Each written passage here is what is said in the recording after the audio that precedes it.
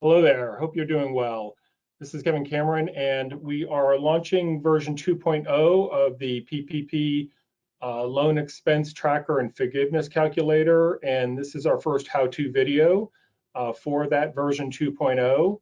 I think you can see on our screen right now the current version of the expense tracker. We left off with version 1.9, which was updated through roughly August of last year.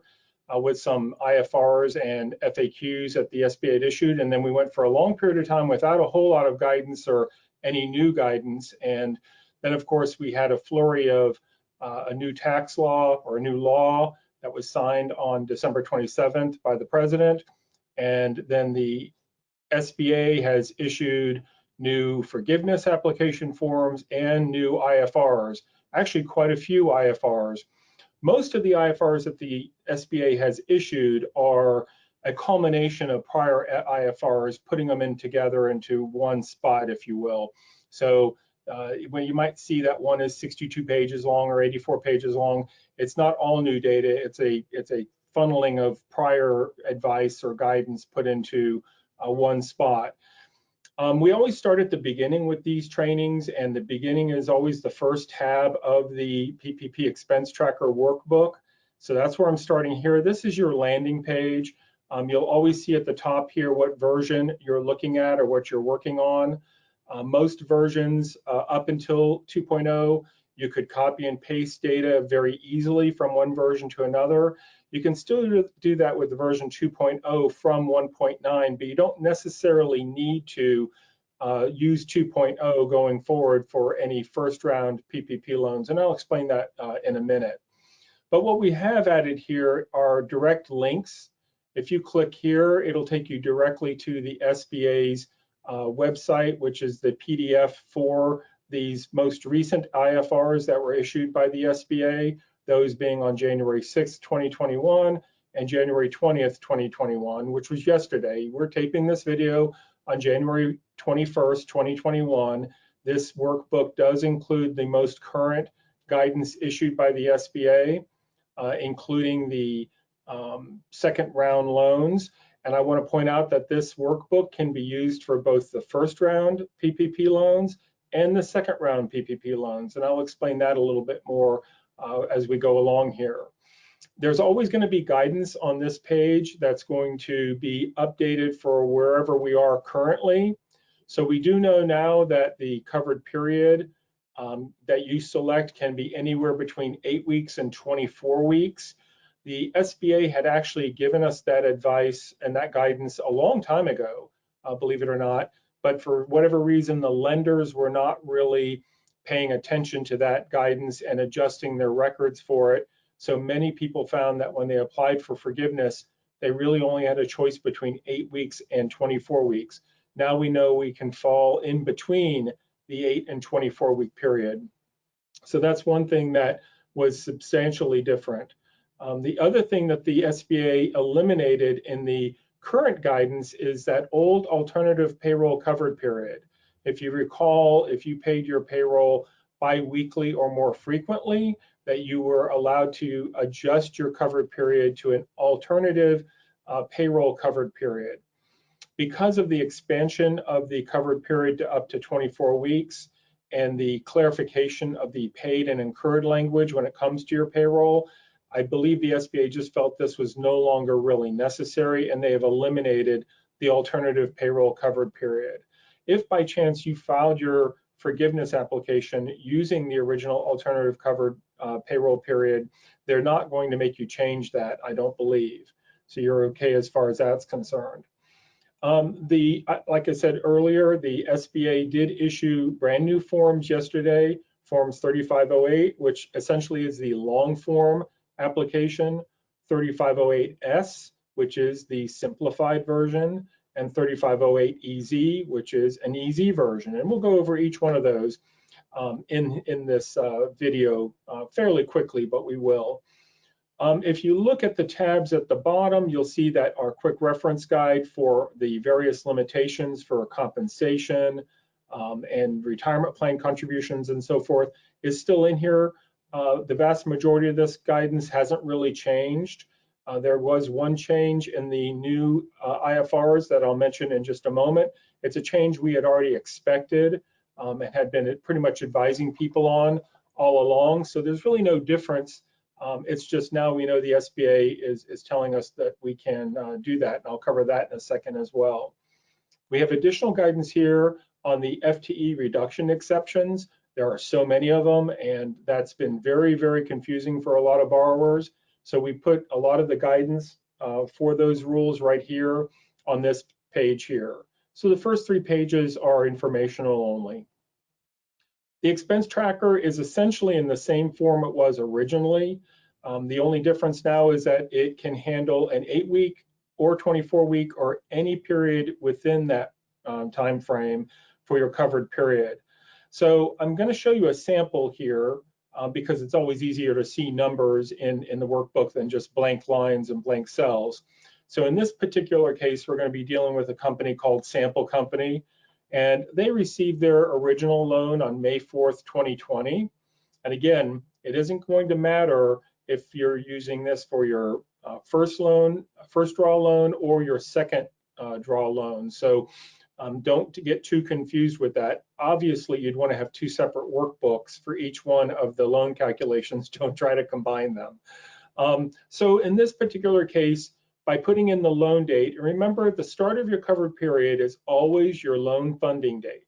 If the loan is approved on Thursday and funded on Friday, your covered period starts on Friday. That's the trigger.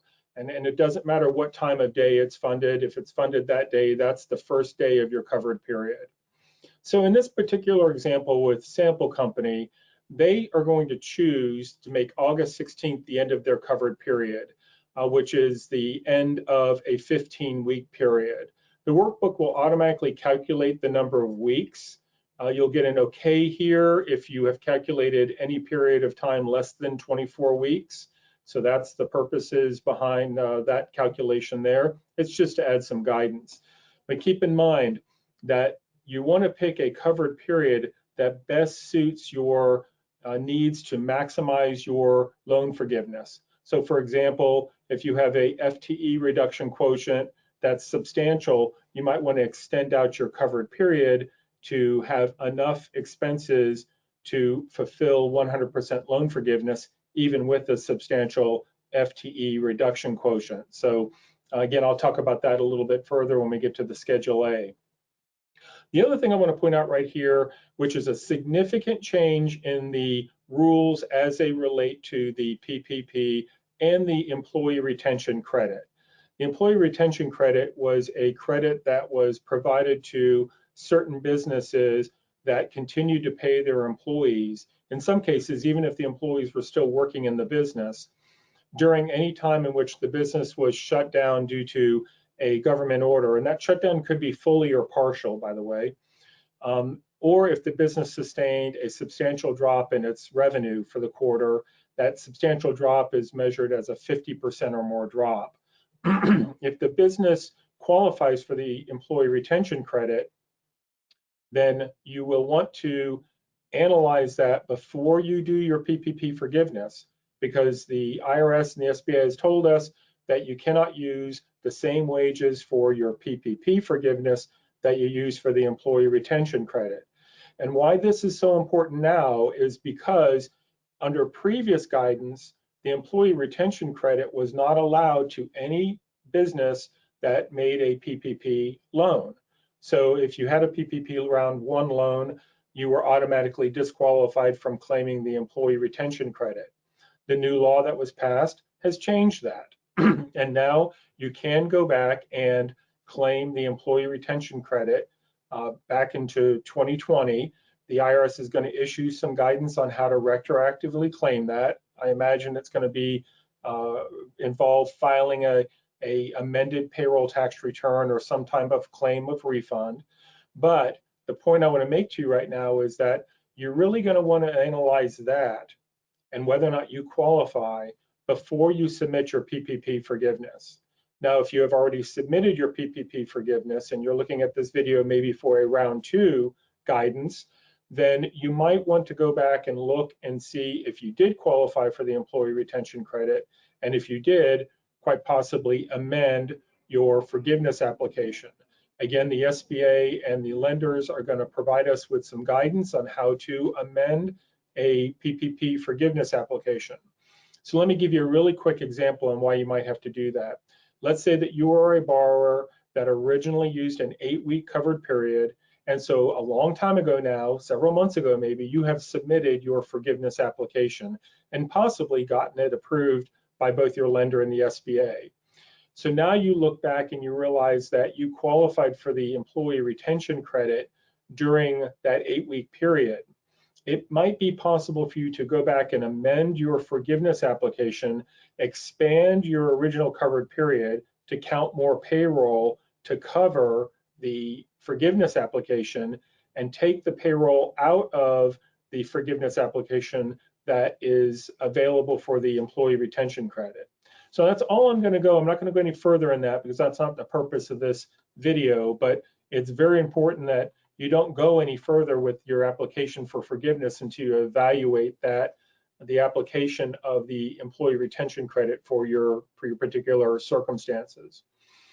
We also know something by yesterday's IFRs that we suspected all along, and that is that if you select a covered period of less than 24 weeks, you will be required to prorate the wage caps for both the owners and the non-owner employees.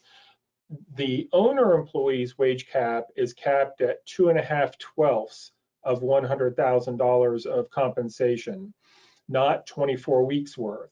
So in a lot of cases, even if your covered period is less than 24 weeks, you'll find that you still get the full owner's cap. So in my particular example here in Sample Company, you'll see that their covered period is 15 weeks, but they do get the full 20,833 wage cap for an owner employee.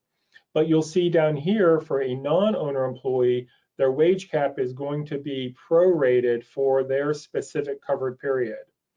So if you are up against caps with your employees, you might have to extend your covered period to be sure that you get the full amount of payroll covered. I don't suspect that's going to be a significant issue for a lot of borrowers, but that might be one reason why you'd want to extend your covered period further, maybe even up to the 24-week maximum.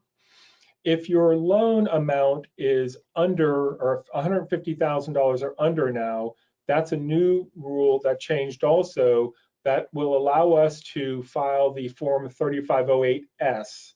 Now, in our workbook, you will not see a Form 3508S. And the reason why is because there's really no numbers on that 3508S. That's a form in which you are self-certifying that you used all of the funds, you've done the necessary calculations, you've retained the necessary documentation to back up your loan forgiveness calculations, but you do not submit that information to the bank or the SBA. You must retain that information because that loan is still subject to audit and review by the SBA. We've included here on the workbook a hyperlink to the Treasury's website that contains the instructions for that Form 3508, so you can easily refer to that during your process of completing your forgiveness application calculations. I want to emphasize real quickly that the filing of the Form 3508 is available to millions of business owners because the average PPP loan was well under $150,000. So the majority of small businesses are going to be able to use the simplified form to make the application. It does not, however, bar you from following and applying all the rules that still apply to the original PPP loan and the forgiveness. So be sure that you do your calculations, you have used the money, you're ready to file your forgiveness application, and then you'll be good to go. The expense tracker hasn't changed. The only thing that's different here is that we've added some additional guidance. We know now that the employee benefits that you're allowed to use for loan forgiveness are group health, life, disability, vision, and dental insurance plans. The emphasis here is on group. It does sound like that the SBA finally clarified that these insurances must be under a group plan. So there's some additional guidance that we have there. You'll notice that if you hover over any light yellow cell, there's going to be guidance listed here. Some of it's going to be directly from the SBA instructions or IFRs. Some of it's going to be commentary from myself. Rely on that information, but be sure that you always double check your numbers and the rules that relate to you. Now, when we go into the payroll costs here, nothing's really changed from the original guidance, except, like I said, for the employee health insurance.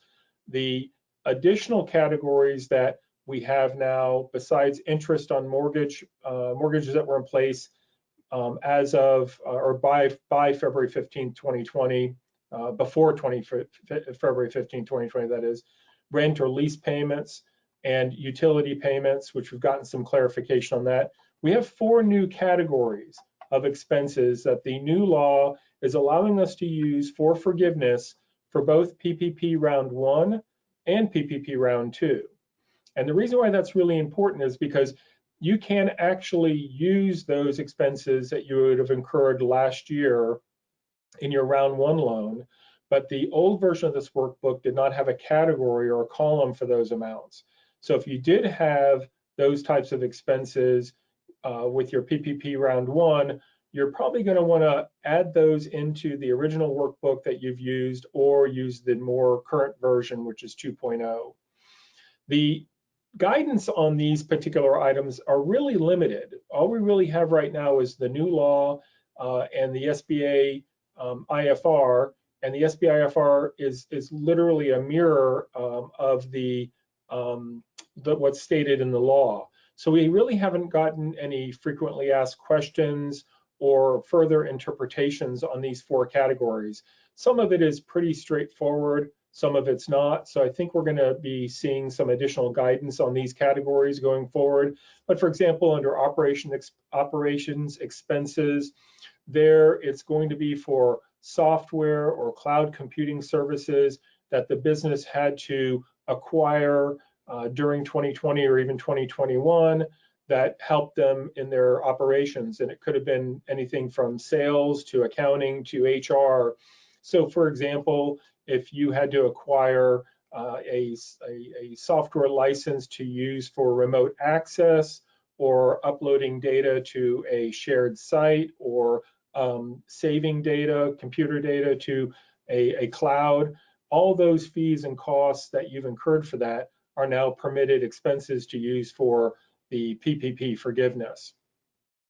The other category is kind of interesting. It's for property damage costs, and it specifies it's for vandalism and looting damages that you've incurred due to public disturbances that were not covered by your insurance carrier.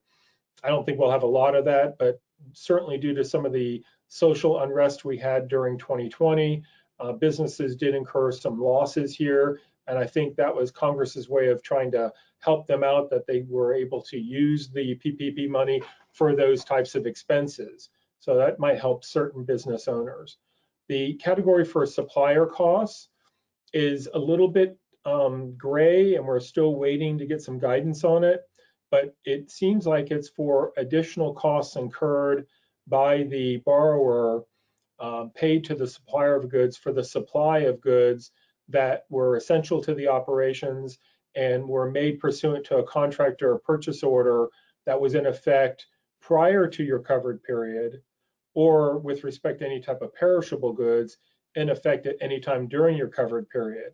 So there I would see maybe supplier costs for a restaurant that may have incurred additional supply of goods costs. I believe that's what that type of category is going to be applicable for. The next category is for worker protection expenses.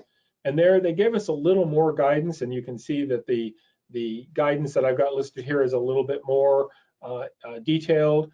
And there it's going to be any type of expenses that a business has incurred to provide worker protection or safety as it relates to COVID particularly. So those could be things like masks and PPP, plexiglass sneeze guards or protection guards, even things like a drive-through, any type of expense like that, those items are now going to be considered qualified expenses for the PPP funds.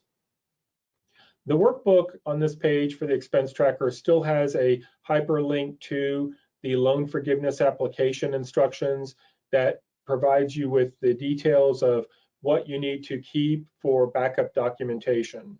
So that's good. That's a good handy reference to have as well.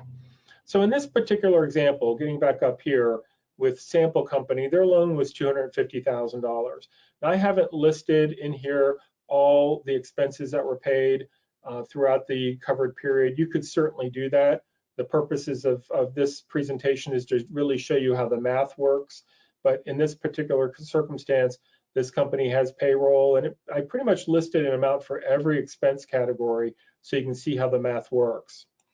The expense tracker also has at the bottom a reconciliation. And that reconciliation is needed because up here where you enter the payroll, you're going to enter the gross payroll for the pay period or the covered period, and it's going to be the total gross payroll. But we know that we have limitations. We have both limitations of compensation for owners and for non-owner employees. And so the bottom section here is a spot where you can put in the excess wages paid to anybody who was on salary of $100,000 or more during 2019 or an owner employee. And so by putting that number in there, you're netting down to what the amount of payroll costs you are actually allowed to use for the loan forgiveness. And there's a purpose behind this, and I'll show that to you in a minute. If you go to the PPP Schedule A worksheets, now this workbook or this worksheet matches what is in the PPP forgiveness application instructions. It's a little bit expanded because it helps you calculate your FTE requirements. So for example, we have table 1, which matches table 1 of what's in the PPP Schedule A worksheets and the instructions. We have table 2, which is for employees that were on a salary, annual salary of more than $100,000 for any part of 2019. So those are the two different tables that you'll see in the forgiveness application instructions. We've added a third table, if you will, and it's for the owner employees. And the reason why we added this is because the PPP forgiveness application instructions does not provide a table for the owners, but it's nice for you to keep track of that and to help you balance your total numbers out in the forgiveness application. So we've added that here. I'm not quite sure why the SBA didn't require you to provide the owner information like you have to supply the employee information. We don't know the answer to that. So in this particular example, the main difference that you'll see is that now we have a limitation of wages by employee based on your particular covered period. So what you'll have to do is when you enter your employee wages here for the covered period, if the wages paid to that employee were greater than the maximum allowed, which is the calculated amount for the prorated cap, then you'll have to enter the cap amount. So it's either the actual or the cap amount. So that's a little bit different than the original workbook. And then you will identify whether or not the employee is a full-time employee or an employee that didn't work full-time. Full-time in the eyes of the SBA is somebody who averages 40 or more hours per week. So that's really means full-time. If the employee worked fewer than 40 hours or more a week, then they're technically considered, I guess, part-time, but they might not be necessarily even part-time. Maybe they just didn't average that 40 or more. So in those cases, those employees, you have to list their hours here for the number of hours they worked during the covered period. There is an alternative measurement for FTEs, and that is the 0.5 for all part-time employees and the 1-time or the 1.0 for all full-time employees. So if you were to use the alternative, you would have to put in a yes here for all employees. And let me stress that for a minute. The alternative measurement of 0.5 for all part-time employees and 1.0 for all full-time employees if you use it anywhere, you use it everywhere. So just keep that in mind. You can't use that for a reference period and not for your covered period, and vice versa. The SBA wants you to be consistent with how you use that form. If the employee was subject to a salary or wage reduction of greater than 25%, and that's in their wage rate, not in their hours or their total wages necessarily. So for example, if you have a full-time employee that was being paid $1,000 per week pre-COVID, and during the COVID, or during the covered period, if you will, you reduced their salary to $700 a week, but they were still working 40 hours a week, then you have a greater than 25% pay reduction to that employee, and you have to calculate what your penalty, if you will, is for that. And we'll get into that in just a minute. That's only on employees that were making less than $100,000 per year or were not employed during 2019. And then for employees with an annual salary of more than $100,000, you still calculate their FTE, but you'll see that there is no column down here for pay reductions because those employees are not subject to the greater than 25% pay reduction penalty, if you will. And then down here in the employer or owner employee section, we've got a section where you will list the employer's actual compensation for the base year in which the loan application is made. So the reason why that's in there is because PPP loan application, or PPP round one or draw one, would have been likely based on the 2019 payroll. PPP round two can be based on 2019 or 2020. So that's why we have to look at what year now we're using. So keep that in mind. And the reason why we have to put this number in here is because our cap for our employee is going to be based on the actual cap, in this particular case, to $20,833, because the covered period goes beyond 2.5 months, or it's going to be based on the number of, it's going to be based on 2.5/12 of the prior year compensation. So for example, if I put 100,000 here, then the cap is still 20,833, because 20,833 is 2.5/12 of $100,000. But if this particular owner was only paid $75,000 in the base year, you'll see that they don't get the full 20,833 cap. They get a prorated cap based on their prior year compensation. So it's really important that you use the right amount of compensation in your calculations for loan forgiveness. Don't automatically assume that you get the full 20,833 for an owner employee in the PPP loan forgiveness if their compensation wasn't sufficient to justify that. And I've seen a lot of places where people are making that mistake. Sometimes it gets caught by the lender when they review your application, and sometimes it doesn't. So you'd want to make sure you get that correct. Bottom of section of this worksheet on the PPP Schedule A worksheets, again, this kind of mirrors what is in the SBA instructions, is the calculation of the safe harbor number 2. Ironically, this was the original safe harbor, but somehow it ended up being called safe harbor number 2. Safe harbor number 2 simply says that during the period of February 15th, 2020 to April 26th, 2020, I reduced my FTEs, I reduced my full-time equivalents. And then compared to what I had as full-time equivalents on February 15th, 2020, if I have a reduction here, I might be able to use the safe harbor number 2.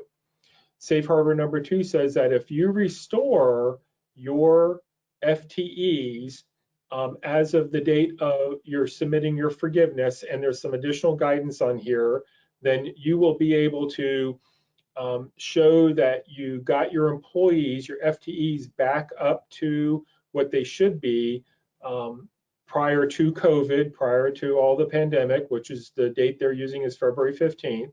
And if you were to have that, you would meet the safe harbor for measuring FTEs, and you wouldn't have an FTE reduction quotient. In my particular example here, I forced it such that they they didn't get the safe harbor because I want to show you how all the math works. All of these safe harbor calculations can be manually done by you. That's what we're telling you here, or you can actually key them in.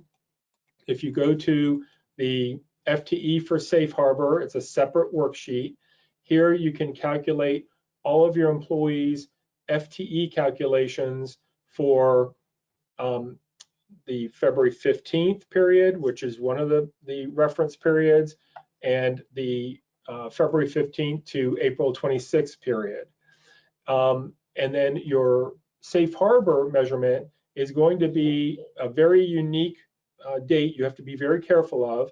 If it's for PPP Draw 1 loans, the measurement date for the safe harbor is your loan forgiveness application date or December 31st, 2020. So for example, if you submitted your loan forgiveness application on November 30th, then you'd use November 30th. Now, odds are if you're watching this video, you probably haven't submitted your PPP round 1 loan forgiveness yet. But if you hadn't, then you'd use December 31st. For PPP round 2 loans, those are loans that are made on or after December 27th, 2020, which is the date the law became effective. You're going to use a date that is not later than the last day of your covered period. So for example, if you've restored your FTEs by week 20, then that would be the date you would use. If you haven't, then you would obviously use the end of your covered period as your restoration date to see if you qualify for the safe harbor. Again, I think the purpose behind this is for the SBA to prove that the PPP program was successful, and businesses that reduced their FTEs and then turned around and increased them at some point did what they were supposed to do with the PPP money. I believe that's essentially the thought process behind that. If we go back here to the PPP Schedule A worksheets, you can see that all these numbers, they come over directly from that safe harbor calculation. You don't have to use the safe harbor calculation. If you know your FTE measurements for these particular periods, you can manually key them in here to the spreadsheet. Once you finish the PPP Schedule A worksheets, you're going to go to the PPP Schedule A. Now the PPP Schedule A section, all the data comes over from your input. So you're doing less input on this screen. As a matter of fact, you're not putting in any dollar amounts. All of those amounts come in here from your prior input, either the PPP expense tracker or the Schedule A worksheets where you enter the compensation. And as I mentioned earlier, if you recall, that on the expense tracker, we have a total adjusted payroll line, which is down here. And the purpose for that is that we want to make sure that on the PPP Schedule A, that the amount of compensation that flows to the Schedule A worksheet from the prior worksheets balances.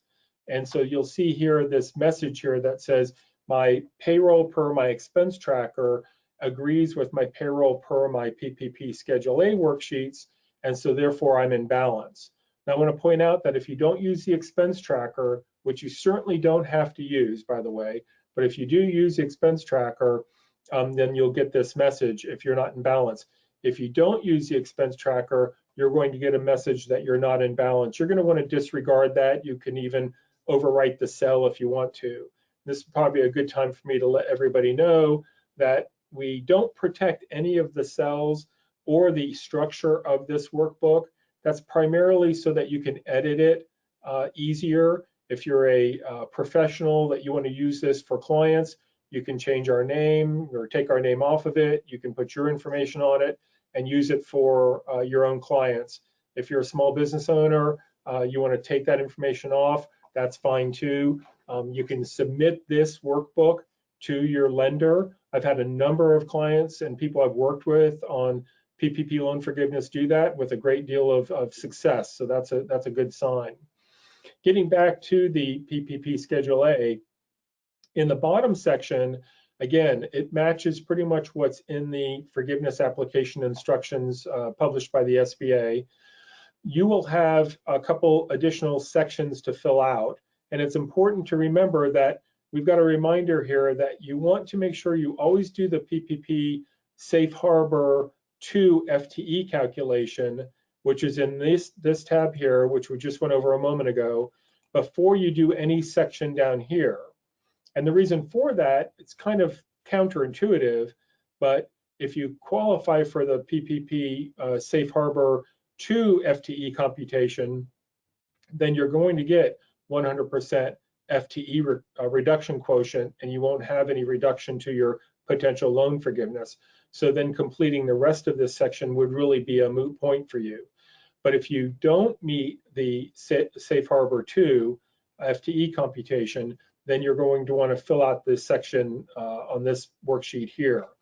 And the first two items here are, they were added later in the process. They've been around for a while now.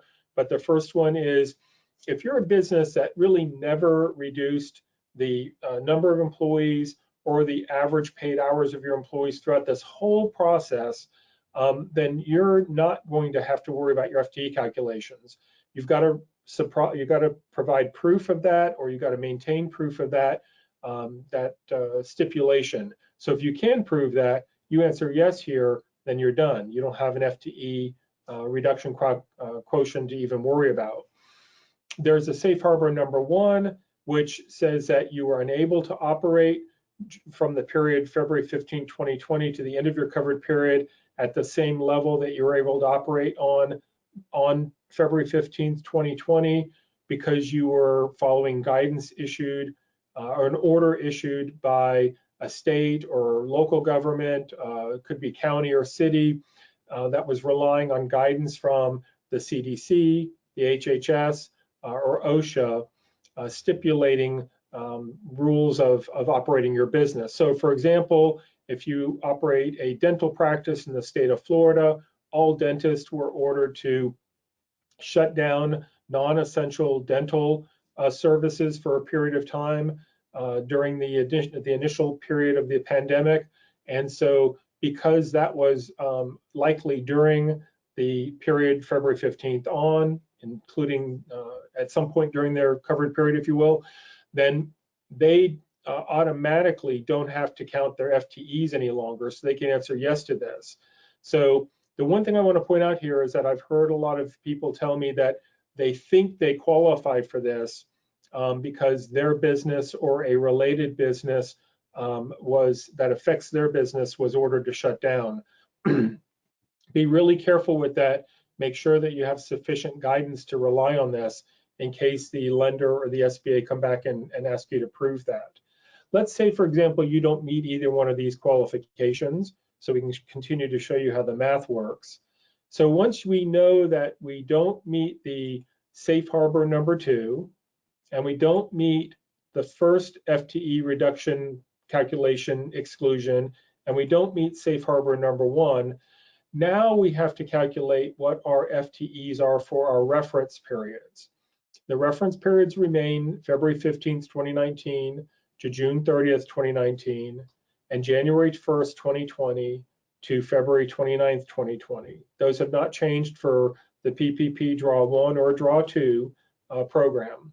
We've got a workbook in here, a worksheet in here that helps you calculate that, and they are here. It's called the FTE Calc for Schedule A. And here you can calculate what your FTEs were for these 2 reference periods. And for seasonal businesses, there's an actual third reference period, if you will, and that's based on the same 12-week period in 2019 that you used to obtain your PPP loan. So if you were able to obtain your PPP loan as a seasonal business, that's the measurement you would use. You do those calculations on those pages, and the numbers will drop over here automatically, and they'll tell you what your FTEs are for these reference periods. If your business is seasonal and you answer yes here, the amount from the worksheet that you've completed will fill in here as well. That's from there.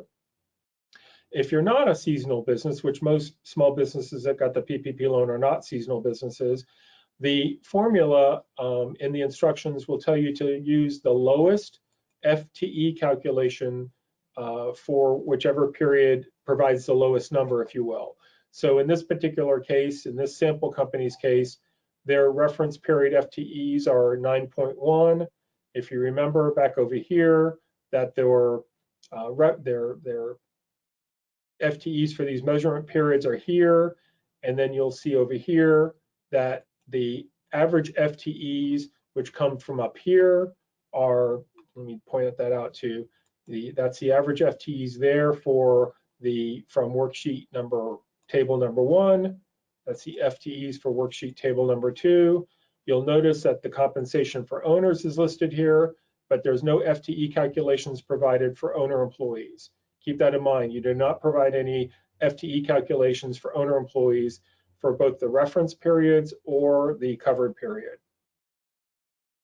Once you calculate what the average FTEs are for the covered period, we will compare that to the reference period FTEs, and that'll tell us what our FTE reduction quotient is. But before we go any further, I want to point out that there's a lot of FTE reduction exceptions, and they're all listed here. These are all relatively added after the original CARES Act was passed. That certainly helped a lot of businesses. I've seen businesses that had a 40 or 50% decline in their FTEs, and then when we really broke down the math, we realized that their decline was more like 10% because a lot of their declines were qualified FTE reduction exceptions. So in this particular case, I'll show you how the math works. Let's just say that this particular company terminated one employee during the covered period, but then tried to rehire that person or a similarly qualified person, and they weren't able to. They submitted an offer to rehire somebody. That person rejected that offer. They weren't able to find a similarly qualified person. They're going to, and in this particular example, that person was a full-time employee. They're going to get a 1.0 FTE for that person, and just that one employee would take their FTE reduction quotient up to 100%. So you can see that it's really important that we don't ignore these, that particularly if we've gotten this far in the process and we're still trying to determine whether or not we have an FTE reduction quotient to deal with, then we want to make sure that we explore those. In Sample's particular case, again, I wanted to force the numbers to show you how it works when there is a FTE reduction quotient of less than 100%. At this point, we can actually go to the forgiveness application. This page, I'm sure you'll take a sigh of relief, does not require you to enter any data whatsoever. So this is strictly a formula result of all the previous data that you've supplied. So this page mirrors the forgiveness application form that currently is published by the SBA. And it brings over your payroll costs, your mortgage payments, mortgage interest payments that is, your rent or lease payments, your utility payments, and then our 4 new categories, which for some reason they're all called covered. Covered operations, covered property, covered supply costs, covered worker protection expenditures. Those total expenses here are your total qualified expenses for your particular covered period. And then we have a salary reduction penalty, if you will. This number reduces the amount of allowed expenses you're going to be able to provide as for the forgiveness application. Before we go any further, I'll take you to that workbook real quick, or that worksheet real quick. It's right here. And so in this particular example, I'm just going to show you real quick, this particular employee here was on a salary pre-COVID of $98,000 a year, full-time employee. The company said, we have to reduce your salary to $62,400. Because they were under $100,000 a year annual salary, we have to calculate what the penalty is, if you will, for cutting their pay back. So the first thing we do is we're going to calculate whether or not you've met the safe harbor. And the safe harbor is that if you raised this employee's pay back up to their regular salary, or at least 75% of their regular salary, before December 31st, 2020, or your forgiveness application date, or the end of your covered period for the second draw loans. If you did that, then you would meet the safe harbor and you wouldn't have a penalty. In this particular case, we're going to say that they never raise the employee's pay back up. Then we're going to calculate whether or not there is a potential penalty. And what we do is we multiply their regular salary by 75%, and we can see that that number is greater than what they're getting paid now on a salary. So there is a reduction of more than 25%. Then we're going to calculate what the penalty is. Now, in this particular case, this employee is a salaried full-time employee, so we are calculating it based on a salary. If they're hourly, then you would put in some more information here to calculate what the hourly effective 25% or more reduction is.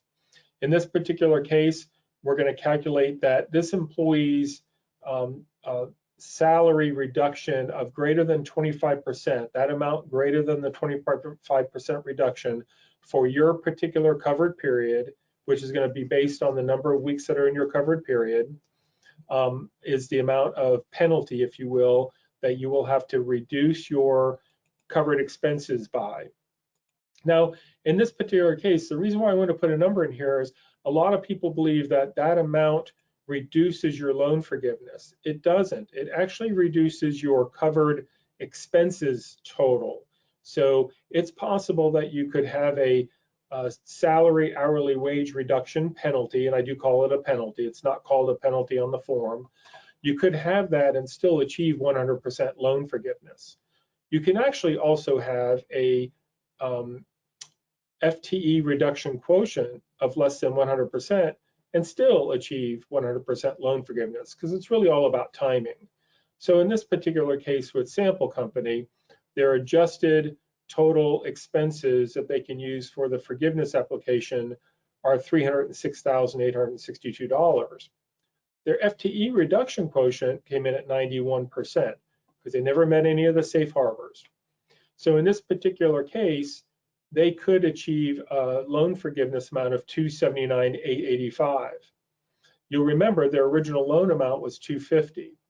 Since the adjusted total is greater than the loan amount, they're going to get 100% of the loan forgiven.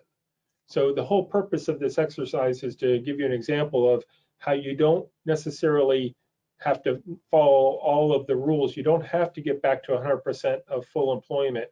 You don't necessarily have to raise employees' pay, although we haven't seen a lot of businesses cut employees' pay by more than 25%. If you did that, it doesn't necessarily mean that you're going to have a reduction to the actual loan forgiveness amount. So we stop there as far as the calculation is concerned. Excuse me, the line number here, that's at 60% payroll cost. I want to point out real quickly that your FTE loan forgiveness is going to require you to use at least 60% of your PPP money on qualified payroll expenses. So in this particular case, based on the payroll amount that we calculated, our maximum amount of loan we could get forgiven would be $430,106. Well, clearly our loan wasn't even near that amount, so we're fine and we still get the full $250 forgiven. If our loan was over that amount, then we would have to pay back part of the loan because we haven't used it all up in our calculations. We do produce a forgiveness application 3508EZ. EZ was the form that came out later that allowed us to kind of simplify the application. It made us still need to calculate the loan forgiveness amount based on our expenses we incurred, but it gave us some exemptions on the FTE reduction penalties, if you will, or reduction quotient. You'll see that there is no FTE reduction quotient on the EZ form because you either qualify because you're a self-employed person and you meet that requirement, or you are a company that did not reduce any effective pay rates for your employees during the applicable period, and you did not reduce the average number of your employees paid hours for the applicable periods. Or you could be a company that did not reduce any effective wage rates or pay, and you were unable to operate your business during the covered period because of an order sent based on guidance from CDC, HHS, or OSHA. So if you meet one of these requirements, you can file the 3508EZ. I think what we're going to see is that we're going to see more businesses filing the 3508S because they increased the threshold for filing that form from a $50,000 PPP loan up to a $150,000 PPP loan. So I think we'll see the vast majority of borrowers completing the S form, and then probably the regular form, and then maybe the EZ form for a larger company that might have a larger loan, but they meet one of these requirements or qualifications to file the EZ. So always check first to make sure that you have a way of avoiding the FTE calculations. And what I mean by avoiding is you meet some qualification for that, whether it's one of the ones from the EZ or the safe harbors that we mentioned earlier. A lot of people will calculate FTEs and get bogged down in the FTE calculations only to find out later on that they never really needed to calculate FTEs in the first place. So I always kind of tell people, kind of begin with the end in mind as far as the FTE calculations are concerned. Do you even need to calculate FTEs? And then if you do, rely on the worksheet to help you do those calculations. The workbook still has a report letter in here. The report letter can be used by a borrower who wants to provide that to their lender. It's designed primarily written to you as the borrower. If you're a financial professional, it's a good document to use to summarize the information that you give to your client if you're doing it for a borrower. So that report letter is still in there. I hope this is helpful. We're going to continue to provide webinars and continuing education. We're probably going to go back and resume our weekly PPP updates now that we've got round 2 up and running. So I hope we'll see you again soon. Thank you and take care.